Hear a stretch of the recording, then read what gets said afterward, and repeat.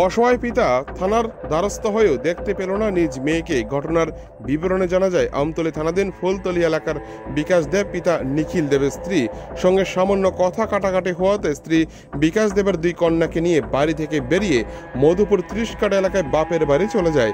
পরবর্তী সময়ে বিকাশ দেবের বড় কন্যা ফোন করে বলে বাবাকে বাড়িতে নিয়ে আসার জন্য। সেই ঘটনা অনুযায়ী বিকাশ দেব মেয়েকে আনার জন্য মধুপুর 30 কাট নিজ শ্বশুর বাড়িতে যায়।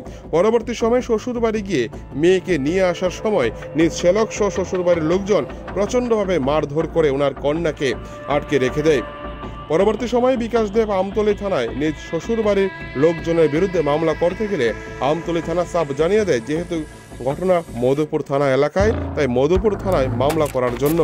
সে অনুযায়ী মধুপুর থানায় চলে আসে পিতা বিকাশ দেব, কিন্তু মধুপুর থানা মামলা হাতে নিয়ে পরবর্তী সময়ে বিকাশ দেব সহ ওনার বাবা ও বোনকে ডেকে থানায় নিয়ে সে জানিয়ে দেয় মধুপুর থানা মামলা গ্রহণ করবে না এবং তাদের মামলার করা কাগজকে ছুঁড়ে ফেলে দেয় বলে অভিযোগ।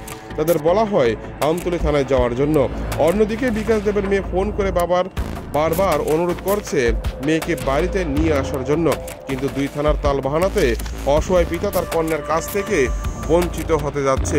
তাই অসহায় পিতা সংবাদ মাধ্যমের দ্বারস্থ হয়ে দুই থানার বিরুদ্ধে অভিযোগ করেন। তোমার বাড়ি ব্যাপার নিয়ে সংসার দামের লওয়ার পরে রাগ করে গেছে। পরে মায়া আমার ফোন করলো, ফোন করার পরে গেলাম বেশি পরে যখন তো মায়া আবার দিয়ে আধা রাস্তা তাইছিল আমার সময় দূর করে মারিলে গেছে। কেটা মারছে তোমার? সুমন্দি শালা। নাম কি এটা? কিন্তু সরকার, টুটুন সরকার। কোনখানে তোমার শ্বশুর বাড়ি? মধুপুর 30 কাট। তারপর কি হয়েছে? তারপরে কি হবে? তারপরে তো কেসে দিলাম, গেলাম বিশাল আমতলির থেকে বাড়াইলো মধুপুর কেস দিলাম। তার আজকে গেল, যাওয়ার আগে আমার একটা ফোন করলো। কে ফোন করছে? এই বসিয়ে যে তুমি আইতেইব, তোমার দরকার আছে। তো গেলাম, তারপরে কইলাম এমন অবস্থা বয়ান করলাম যে আমার মায়া ফোন করতেছে, আমার মায়ের মারধর করতেছে। মায়া আমার ফোন করতেছে, বাবু গিয়ে আমার আনো। তো তারা কইছে যাইবো, যাওয়ার পর যাইবো গিয়ে তারা আবার উত্তর করে যাইতো না। তারপর কে কইছে যাইতো না?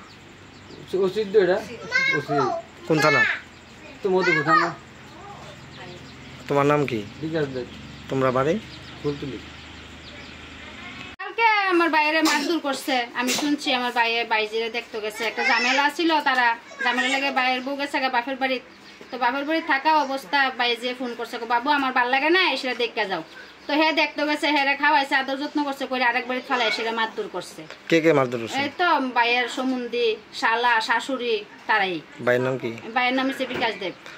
শালার সম্বন্ধীর নাম জানেন? শালার সম্বন্ধীর নাম সেন্টু, সম্বন্ধীর নাম, আর শালার নাম হচ্ছে টুটন, শাশুড়ির নাম আদুরি। কি ছিল এরপরে?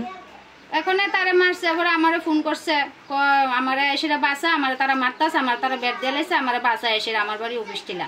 আমি তো নিয়ান থেকে 2 বাচ্চা লইয়া দৌড়াই আইছি বাপের বাড়ি। তাই এসে বাপের বাড়ির বাচ্চাটি রাখা এরপরে গেলাম আমতলী থানাত যাওয়ানো। তারা গেছে তোমরা ঘটনা যে জায়গাতে হচ্ছে সে জায়গায় যাও, ঘটনা হয়েছে মধুপুর থানাত যাও। তখন আমরা আবার মধুপুর থানা তাইলাম। মধুপুর থানা তাওনে তারা লেখছে, লেখা টেখে সাইরা তারপরে কাগজ টাগজ জমা রাখলো, দরখাস্ত জমা রাখলো। আজকে আবার ডাকাইছে তোমরা 3টার সময় আইও। 3টার সময় গেছি, তারা কথা তোমরা এই কাগজ লয়ে সেরা এই আবার আমতলী থানাত যাও।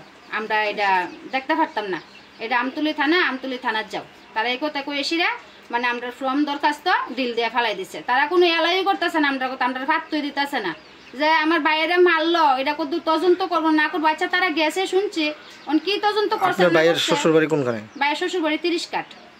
মধুপুর 30 কাট। হ্যাঁ, মধুপুর 30 কাট। আপনার কি মধুপুর থানাতে গেছিলেন? হ্যাঁ, মধুপুর থানাতে গেছিলাম। আপনার বাইরের বাড়ি কোনখানে? বাইরের বাড়ি ফুলতলী।